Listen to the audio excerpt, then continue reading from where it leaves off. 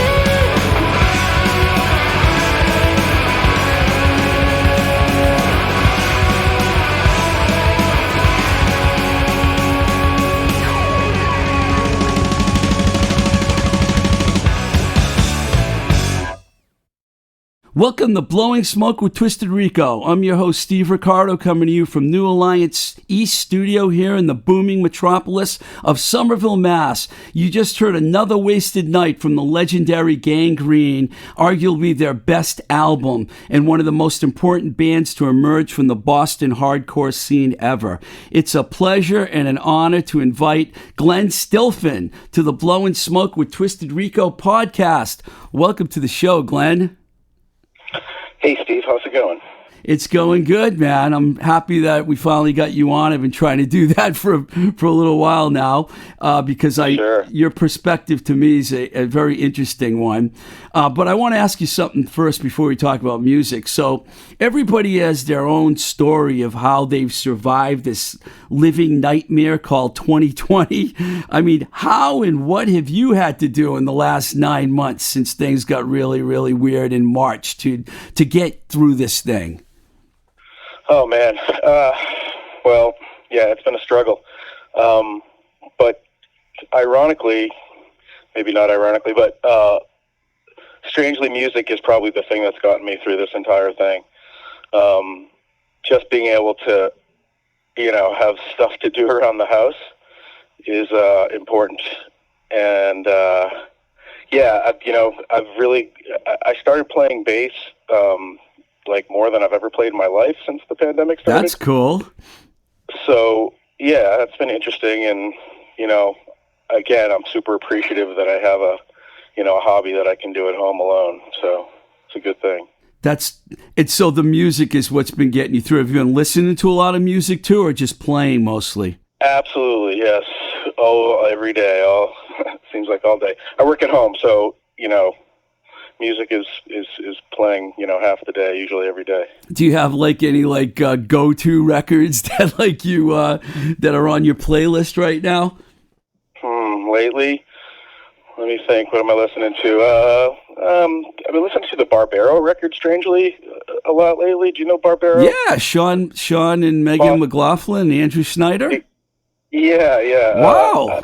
That record has really come back a couple times over the years for me, and that's one that I've been listening to quite a bit lately.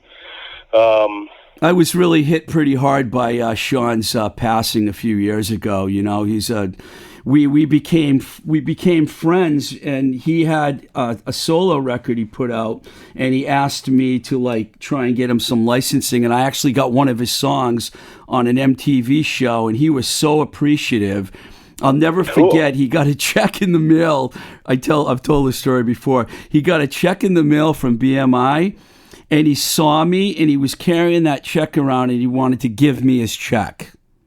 Oh my God! I mean, it was like, I can't take your check, man. It wasn't Wow. a huge check, but he was so grateful because he's a That's awesome. lifelong musician. That's an interesting band because there's definitely New Alliance roots there, because Andrew Snyder was one of the engineers over at the old New Alliance on Boylston Street in the Fenway, and he recorded. I think he recorded that record, and he was on it, and he recorded it. But yep, you got it. Yeah, so that's a great one for sure. Totally just underappreciated or underrated, or I don't know. But it's just there's so many records that come out in this town that they come and then they disappear. We're pretty lucky to be part of the Boston scene. Even when I lived in LA for a long time. We're going to talk about that because we have our own LA story that we could talk about. But, I always end up coming back to the Boston music scene somehow, because you're right. There are so many great, great bands. How about if we start by going way back to around 1984? How did you and your brother Chuck, how did you guys end up in Gangrene? Well, Chuck was in a band called Smegma and the Nuns. Mm-hmm. Previous to that, and after that, him and Pete Szynski from that band went on to play in the Freeze, and they sort of. I was super young, man. I mean, I was probably 13 or something around these, 84. How old was I in 84? I guess I was 14. So yeah, they joined the Freeze, and then I got introduced to all those guys, and Walter Gustafson was around a lot, and the Outlets were obviously a big part of 1984. Right. And Walter suggested to Chris that I play bass in his new reformed Gangrene, and strangely, we were playing with Brian Betzger for a while. It was me, Chris, and Brian Betzger, and at the same time, me and Chuck and Walter were playing in this other band that was a reformed version of Smegma and the Nuns called Damn. Mm-hmm. And Chris was at our show. We played one show at the Paradise in the summer of 1984. And Chris was at the show, and he was like, "Oh, why don't I just join your band?" So he joined Damn, and then after one practice, we were started playing Gangrene songs.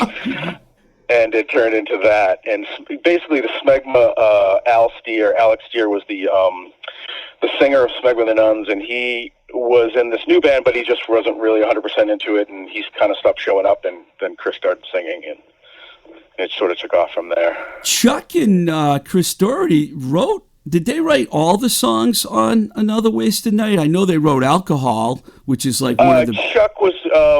Chuck wrote the music to Alcohol. Chris wrote the lyrics to Alcohol. Most of the other songs are mostly Chris. But Chuck contributed, certain things, but majority of it is Chris, I think. Right. I would have to say, yeah. But Chuck did end up, writing the biggest Gangrene song that they have. He certainly did, which has been covered by many bands. You were in 56. There's 56 versions of that song on YouTube by different bands. 56. I remember when I was in Phoenix, I saw the Dropkick Murphys, and they encored with it, and the place was going nuts. This is around 2007. It was when Rick Barton was opening. His band Continental was opening for the Dropkick Murphys. You were in the band during some of its most memorable years at a time when I personally saw the band live, probably more times than any other version, including the infamous WBCN Rock and Roll Rumble, which you guys won. What did you take away from that whole experience? Because it was like a total of about 2 or 3 years. It was 2 years, yeah. It was all pretty surprising. I mean, we weren't really the kind of band that would typically break through at that time in Boston. Like BCN and radio stations like that were really embracing the lighter guitar sounds and stuff like that, like the Till Tuesdays and things like that. They weren't really embracing the hardcore. But for whatever reason, it was the Voices Carry song, I think, is what changed it for them. And they just were all over us, I think, after that, after we recorded that song. It's, there's not a lot of Gangrene songs that aren't profanity laced, so it's difficult for them to find even any song to play in the first place. But I don't think there's any. Actually, there is probably some profanity in that song, but they probably cut it out or whatever. But so it was the Voices Carry thing that really kicked in, and I was so young. I mean, I was 16 during 1986. I don't know. Looking back on it, I sort of look at it as like I'm kind of like, obviously I'm happy that it happened, but it was sort of an experience that, as a musician, a lot of musicians will spend their entire life, trying to get to a certain level. And, we sort of had reached, that like mid-level kind of thing without even, after a really short time. Some bands spend 10 years before they break through. I'm not saying we broke through nationally. I'm just saying, as far as Boston. But, it was just really surprising. And as a kid, I look back on it as like, I'm really happy that it happened that way, because a lot of musicians make the mistake of spending their entire life trying to get to a certain level, and they don't know how to put music in, they don't know how to, music is not in moderation for most musicians. So I think that, I was able to, like, basically, it was the biggest band that I was ever in. So, every band after that was slightly less popular.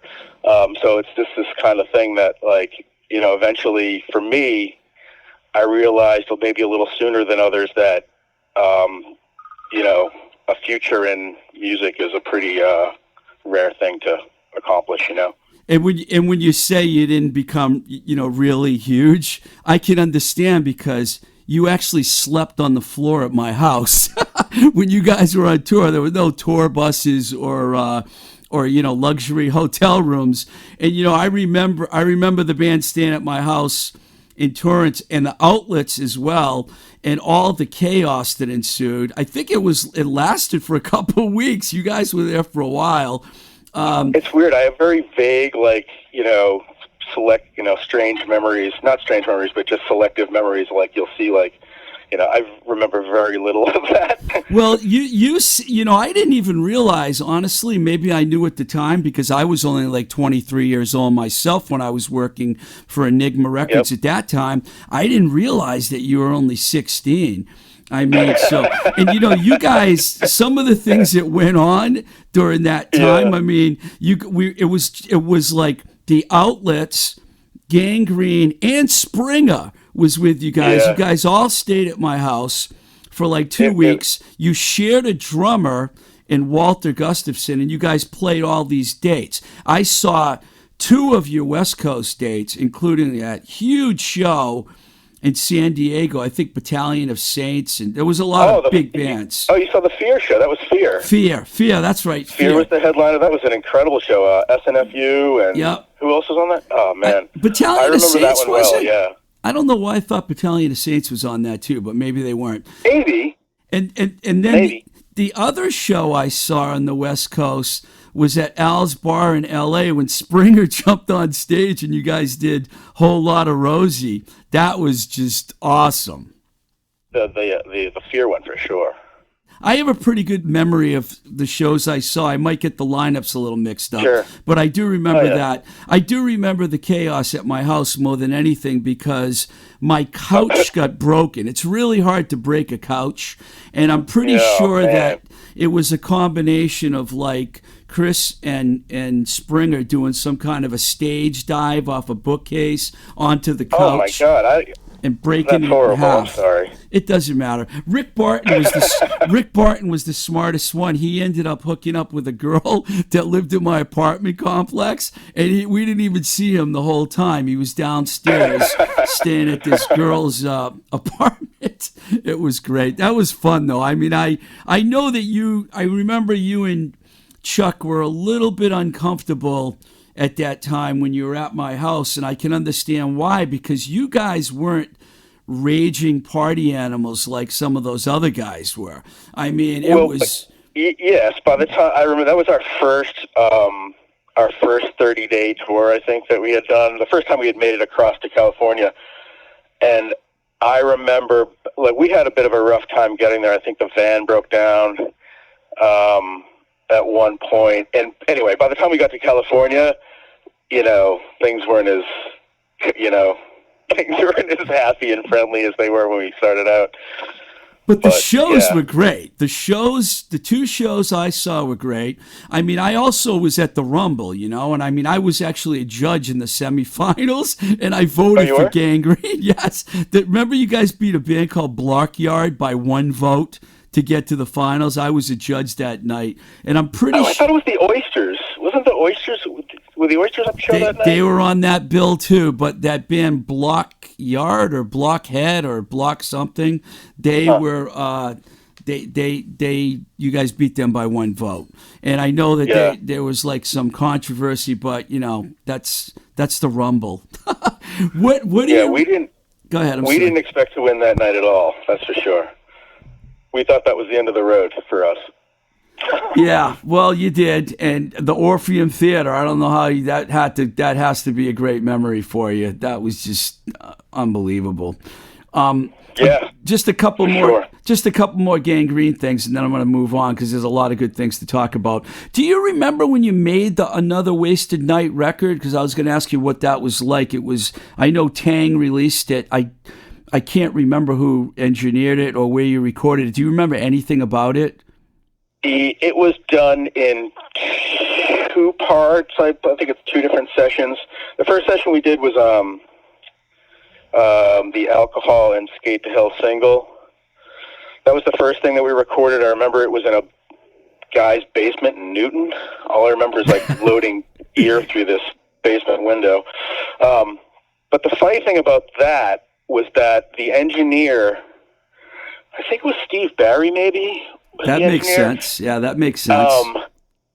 But anyway, I might be getting it confused, but there was another session that we did during it was one of the sessions that there was an engineer who was this older guy, and I don't think he owned the studio. He was just a hired engineer. But he was so horrified at our music that he insisted that he not get credit on the record.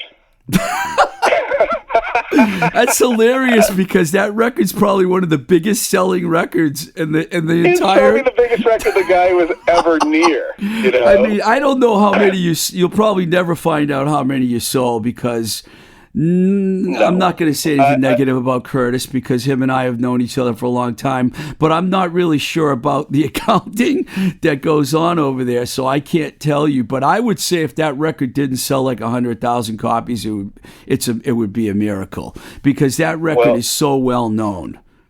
When we were discussing it like 10 years ago, we probably was the last time we ever really talked about it, but I think it was at like 40,000 or something like that then. That's good. 10 years worldwide. ago. Yeah, it's still probably selling. I know. Go ahead. I'm sorry. I'm pretty proud of the 40 anyway. I mean, yeah, you should be proud, man. You're part of rock history. I know you guys reunited like 10 years later, and you did some East Coast shows. I didn't get to see those dates, but how did it come to a screeching halt the first time? Because the band ended up signing to Roadrunner, and with a whole new lineup. Right. Basically, the first time it ended, basically an argument between Chuck and Chris, which was completely stupid, and we were all sort of shocked that Chris, didn't see the light. But they had some stupid argument that just escalated, and it was basically a power struggle thing. Chuck was part of the management of the band, and it was Chris's band, and so who knows? But so they had a little falling out, and I was like, fuck it, I'm out of here too, Yeah. When you did those reunion dates 10 years later, was it good? It was good at the beginning, yes. That was sort of organized by Al Peters, even though he wasn't really involved in the weekend. But so I think he called us up and expressed Chris had initiated it. And we all thought it was a good idea. And we did, we did like the Khyber Pass, I think, in Philadelphia. We did the 930 Club in D.C., I believe. 2 shows at CBGB's, 2 shows at the Rat. So it was like a 5-day weekend sort of thing. Man, I missed that. That must have been great. And then that all went fine. And then at the end, we added on this, it was a snowboarding contest in New Hampshire somewhere, and it was this, snowboarding event, and we were supposed to go up there and play at this thing, and Chris and Walter and the manager at the time, I forget his name, didn't show up to pick up the gear. My brother was at the space because my brother was the owner of the Charlestown practice space at that time.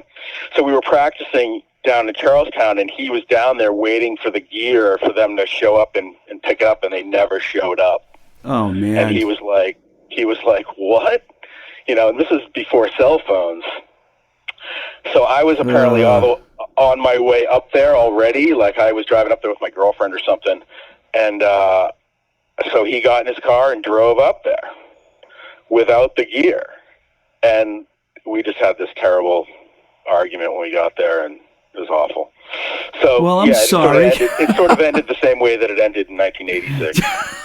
That's rock and roll, man. All right, let's talk about Mallethead, because I thought you guys were a really good band. I mean, it was a more straight ahead, forward, hard rock band. But you guys had 2 records out on Frontier Records, which is a really good label.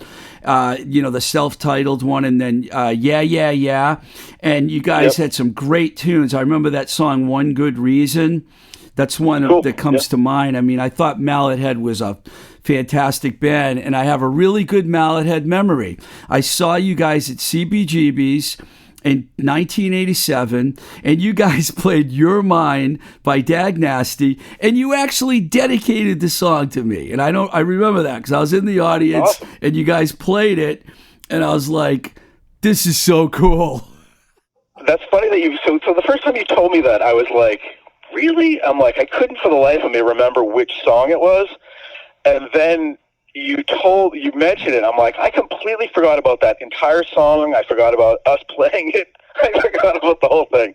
But anyway, yes, I'm glad that you reminded me. Yeah, I mean, it was a great song. I was really in shock because I'm standing there. It was a hardcore matinee show, And I'm standing there, and all of a sudden, you guys played that song and dedicated it to me. And I was like, I was working with Dag Nasty at the time, so it was pretty cool. What are your recollection of Mallethead? I thought that was a really, really good band, by the way. It was the late '80s were a really strange time. I look back on it more positively now than I did at the time. Like, I think I was a little bit frustrated with it. I wasn't exactly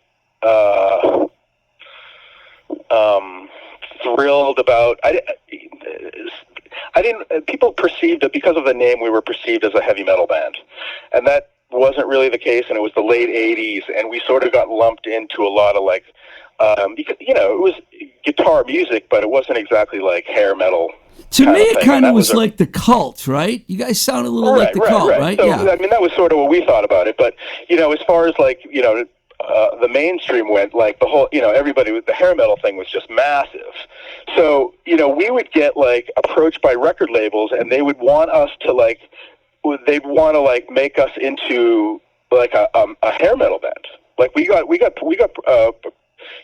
approached a couple times by labels that wanted us to. They liked our music, but they didn't like what we looked like, and we were like, "What?" We were like, "What?" Because we didn't, we were like jeans and t-shirts guys, and it just at the time, whatever reason, it was just the late '80s were really strange. I remember talking to Graham Hatch and Lisa Fancher quite a bit during that time, because I was actually Graham was our number one fan. Yeah, I was trying to help you guys, man. I wasn't working at Giant Records at the time, but Graham and I worked together at Enigma, so we knew each other, and I was really excited when you guys signed with Frontier, because they've had some great bands over the years. Circle Jerks, Suicidal Tendencies, really, really great label. So did Mallethead then evolve into Scratch? Was that different members, or was that like... Yeah, well, no. So the end of Mallethead, I think Walter moved back into an Outlets. That happened a few times. It happened over and over and over again, yeah. So he would bounce around and stuff like that. So I think he went back to the Outlets, and I think the singer quit, and me and Chuck were just, on a mission to, move forward.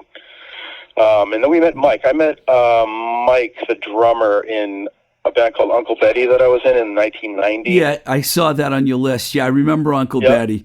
Yep. And Mike was the drummer of Uncle Betty, and Mike just ended up being a great friend and he's a great drummer, and just somebody that I ended up playing with. Is this Mike Lefebvre you're talking about? Exactly. So he's in the Northern Skulls. Right. Too. Right. So yeah, we just we were on a mission at that point. We were like, we were really geared towards being a successful rock band, but practicing 3 nights a week, and it was our whole lives. It was just Yeah, you guys are definitely dedicated.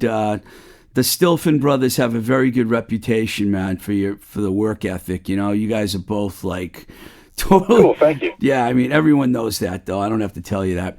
Before we talk about Northern Skulls, I wanted to just ask you some random questions, like, who are some of your influences as a bass player? I like to ask people questions like this. Like, if you look at all the bass players throughout the years, do you have favorites that have influenced you? Oh God, jeez, there's so many of them. But let me think. I mean, I grew up listening to Beatles and a lot of the classic stuff in my household. So obviously that was, in the back of my mind. But was that your parents? Because of your parents? Yes. Yeah, that's my cool. mother was really into music. There was always a turntable and a stack of records in the family room. But as far as playing music goes, punk rock was, I'm not sure that I would have ever. Or, my brother was playing guitar when he was probably like 12 or 13 years old. But punk rock sort of, enabled not superior talents to play music, so when we heard things like the Circle Jerks and Sex Pistols and those sort of things, we were like, geez, I think we could do that, Yeah.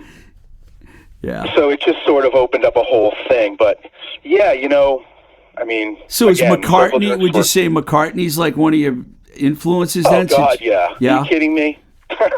Yeah. I laugh because he's so damn good. But yeah, Geddy Lee, I mean, come on, I can't play like any of these guys, but Jesus, I mean, I worshipped them, But then, like, when you start listening to punk rock bands and you start hearing like Lou Barlow from Dinosaur, right. and like, I was really into that sort of thing, that sort of like, more a basic approach to music as opposed to like the Rushes and the Beatles and things like that. I was a huge Stiff Little Fingers fan. I love that bass player. Ali McGordy was incredible. You got a very diverse. You're very diversified. It's all rock based, pretty much. Yeah. Though. My son laughs at me because he thinks that I'm, focused on rock only. But I was lucky enough to grow up with people around me that enjoyed music and were able to introduce me to a million different bands and all that sort of stuff. Did you actually grow up in the Boston area? Like, whereabouts you from? Hingham, Massachusetts. Hingham. That's the Hingham, South Shore. Suburban town. Super, South Shore. Yep, the South Shore. Yeah. So, yeah, we, and then I moved to Braintree when I was about 14 or 15. My parents got divorced in the mid-'70s, and by the time the early 80s rolled around, my mother had sold the family house, and I moved to Braintree for a little while. And that's when my, that's basically how my relationship with Chris Doherty and those Braintree kids started. Yeah, because those guys are all from the outlets and all them are like Quincy, Braintree. Quincy and Braintree, yeah. People that are not from Massachusetts don't know what the hell we're talking about right now, but... Right, it's funny how, like, I was saying that the other day, that it's just so weird that all those hardcore bands ended up from Quincy and Braintree, and, they're all South Shore. Yeah. So strange. Yeah, it is. You mentioned your son. Is your son, how old is your son? He is 10 years old. He's upstairs doing remote schooling right now. Is he into music? He is, yes. I don't know, his mother listens to all kinds of music that I'm not really into, and he likes that too, so. I guess I won't ask then. He's 10, and I'm just hoping that he, I'd really be happy if he learned, or he showed interest in learning an instrument. That would make me happy. But he hasn't really done that yet. He's only 10. He's only 10. It could happen. I always wish that somebody had taught me how to play piano when I was 8 years old, but, I guess that's... not everyone can be in a touring band when they're 16 years old, Glenn. I mean, it's like... yeah. So I just got lucky, Steve. I just got lucky because basically, I had a mother that was, cool, and a brother that was a couple years older. So, most 15, 16-year-olds aren't lucky enough to go on the road. But, my circumstances were unique enough where I was allowed to do it. So. I really like Chuck. I haven't talked to him in a long time. I actually watched. I wasn't living here. I was living in Pittsburgh when you guys did the Chris Doherty benefit at the Paradise, and I saw the video of Chuck getting wiped out on stage. I was like, "Holy shit!" He's one minute you see him, and the next minute he's fucking knocked right off the stage. Did you see it happen? God. Can you imagine if he got hurt or something? Like. I would have just been... I convinced him to do that. Like, he almost didn't do that. He was going to bail, and I pretty much begged him to do the thing. And if he had gotten hurt or something, like, I would have just been crushed, man. Like, Did you see it happen? So I was right next to him, obviously. So when the song started, it was mayhem. And, 1 minute I looked over and he was there, and then the next second I look over and he's gone. and his whole half stack is gone with him. I'm like, but where'd he go? He ended up. He like ended up back on stage. And then I see him coming back up. Luckily, the crowd was smart enough to break his fall.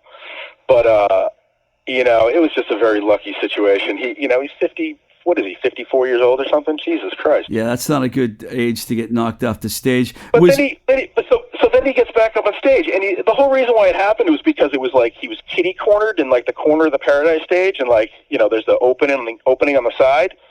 So back in the day when that stuff would happen, we'd all just back up against our amps, and and I'm looking over at him. I'm like, what the hell are you doing? You're back. He had come back up. He comes back up, he starts ripping into the solo, but he's still, like, his back is to the corner of the stage. I'm like, dude, you're going to get leveled again, I think it was Daryl Shepard that actually got the video and got the whole thing on video, and when I saw it, I was horrified, man. I was like, holy shit, So at the end of that, right, like, I am just beside myself because I'm like, So we finished the song, and I start flipping out on Keith Bennett. Yeah, I knew I was going to bring that up because Keith invited all the people on stage. I was like, what a crazy thing to do. I love Keith, but that was wacky. Right. So here I am, like, we're in this, everybody's having this great time. It's all the, everybody's friends. We had this incredible experience doing the thing together, and it had to end with me, flipping out on him. And I'm like... it went on for like 5 or 10 minutes. I was just so, like, it was an emotional rush, and we got over it pretty quickly, but it was just, I don't know. All gangrene shows end up, like, with some sort of, like, disaster or, I was really depressed that I couldn't make it out to that show because the outlets also played, and I have a long history with those guys as well. But I watched as much of it as I could on the internet. Luckily, there was a shitload of people that were like tape. It was live on Facebook, and they did a really good job of getting it out there. Did you get to hang out with Chris at all that night? I did. I talked to him for a little bit. Just a short time. It was as you could tell, there was quite a few people there, so it was pretty much mayhem the entire night. But yeah, I did get to talk to him for a couple minutes. Cool. I'll tell you what, let's play a song and then we'll talk a little more.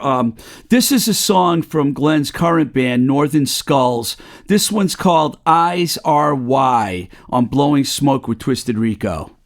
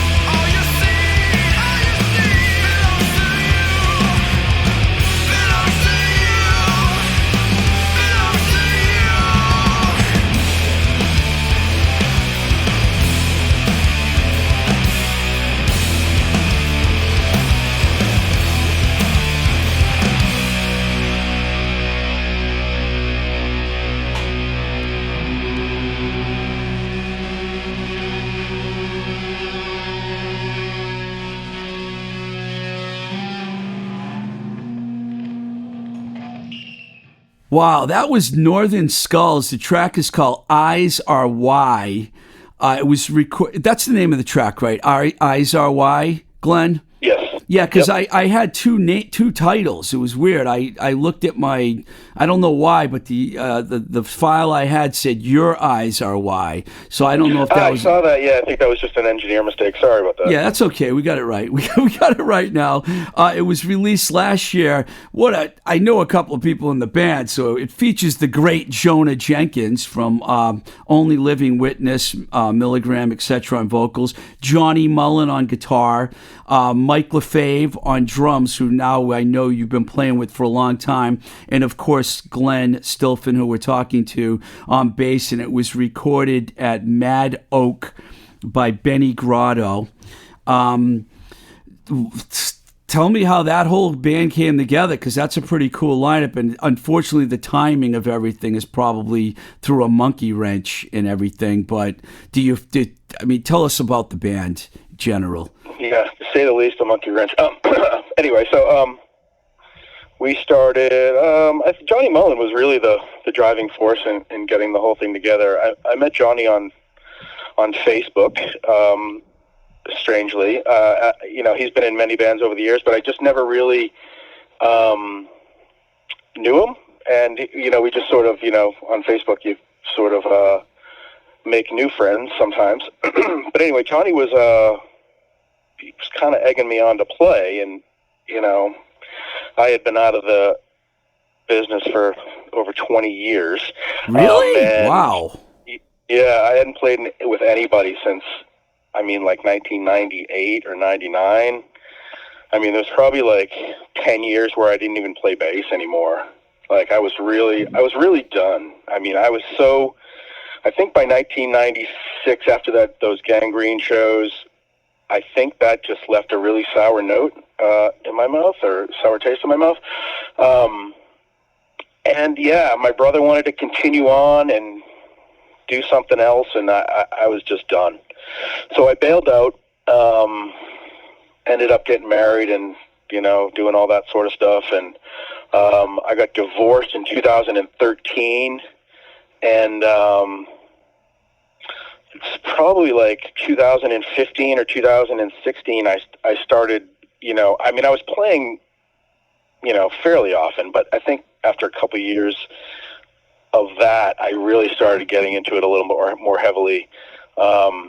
And then Johnny started asking me to play, and I was like, no, man, I'm not doing that. I was fine playing around my house by myself, and had no interest in being in any sort of band situation, or, really can't even envision it at this point, in my late 40s. But he was just so,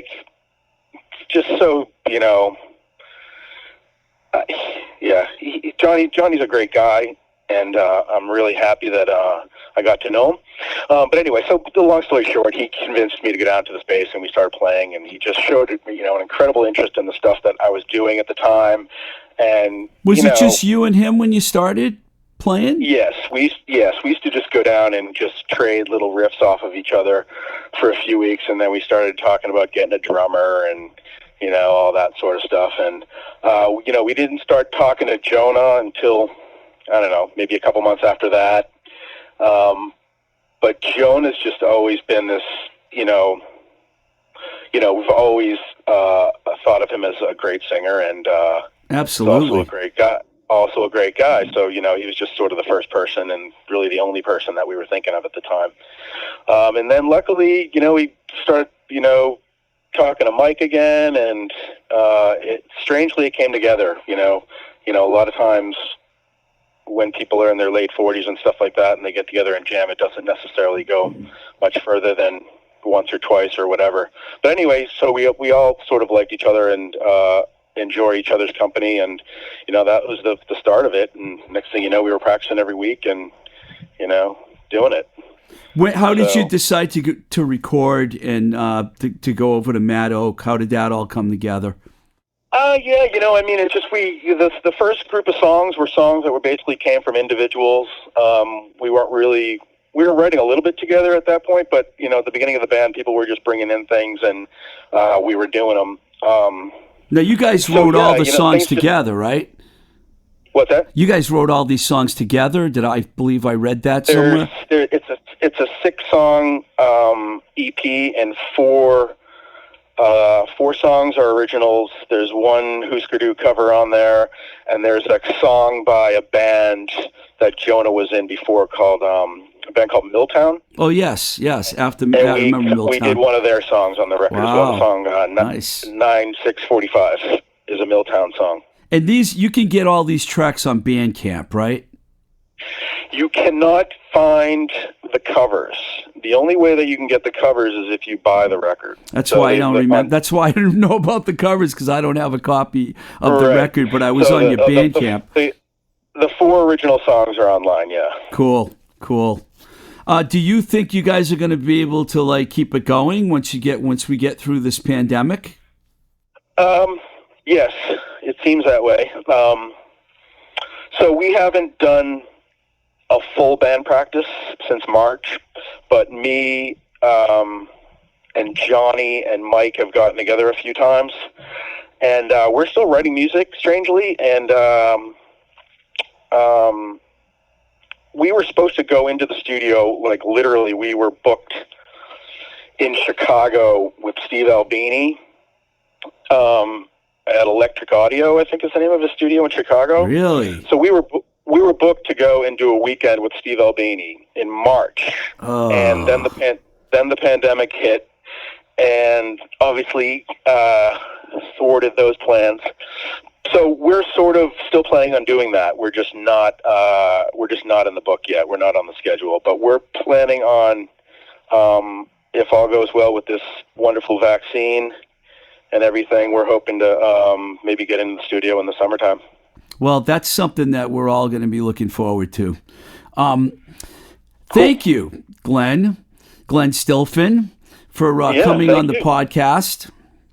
Sure, it's been great talking to you. And I really appreciate it. Like I told you, I wanted to get you on for a while because I knew you'd have an interesting perspective, and you do. And you didn't have to get too controversial because I know there were a lot of rough moments there. And with Gangrene, the word has been, everyone knows that it was not easy. And but you survived, man. You survived, and that's the main thing. I survived. That's right. It's the important part. Well, thanks a lot, man, for coming on the show, and we'll talk to you soon, man. Sounds great, Steve. Thanks all right, a lot. Glen. I appreciate it. Take care, man. All right. Take care, Nick. All right. All right. See you. Bye. That was fun. Okay, so stay tuned because next week, an equally interesting guest, Ben Daly, original member of the Lemonheads and Varsity Drag, is going to be joining us. Yes, the man who penned the classic song Billy Ruane. Billy Ruane, of course, is a legend to the Boston music scene who passed away several years ago, but whose legendary status lives on today. So I'm really looking forward to talking to Ben about his time when the Lemonheads. He was on the first 3 albums. He's an original member.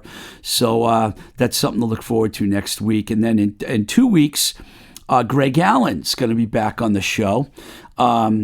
Greg played with Jerry Nolan and the Profilers, Jerry Nolan of New York Dolls fame, and he's been in a band called Fringe Religion. And we're probably going to really geek out and talk about all kinds of music stuff because that's what happens when Greg and I talk on the phone. So we're going to bring it live to the airwaves. I want to just remind everyone, like I always do, it's really important that we continue to support all the mom and pop stores and independent shops out there, like shops like Baby Loves Tacos, who we mentioned at the beginning of the show, and JLS Design in Leicester, Mass, Moonbeam Cafe in Oakmont, PA, Spectacle Eyewear in Boston, the Dark Horse Pub right here in Somerville, Anna's Taqueria in the Boston area, the Record Archive 2-store record chain up in Rochester, and the 1369 Coffee Shop in Inman Square in Cambridge, where I was able to get my iced tea and extra lemon today,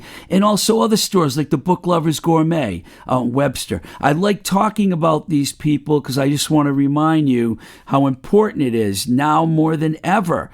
These small stores. In the studio I'm in also, New Alliance East. If you need something mastered, you want to record, get in touch with Nick Z. Because right now, we got to keep going, man. We can't let this pandemic ruin our lives, and we got to keep these stores going, and we got to keep the shops open, man. It's really important. These places need us now more than ever. So if it's takeout food or ordering merch or recording a song or buying your favorite new record by, whatever metal band is out there, let's keep these businesses going. Before leaving, I want to thank our engineer, Nick Z, here at New Alliance East in Somerville, and also everyone that's a patron. People go on and they contribute to the Blowing Smoke with Twisted Rico podcast on patreon.com. Our site is patreon.com/Twisted Rico. We're not asking for much, man. Anything helps. $1 a month. I love you for it. I love all the people that have been there. If you have any questions or comments, and I'm going to do a show one of these days with a bunch of questions that people have been sending me. I love talking to the rock and rollers I get on here and people like Colabrina and all these different people on, so I don't always have time to get to all the emails, but I promise you, one of these weeks I'm going to dedicate a show to answering a bunch of different things that people have asked me about. You can follow us.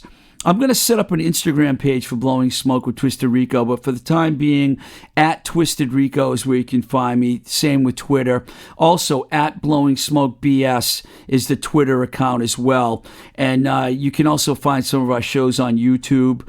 And just going to keep this thing going, man, pandemic or not. This is Blowing Smoke with Twisted Rico. I'm your host, Steve Ricardo. Till the next time we say goodbye, keep the rock and roll alive. We love you, Busy Phillips.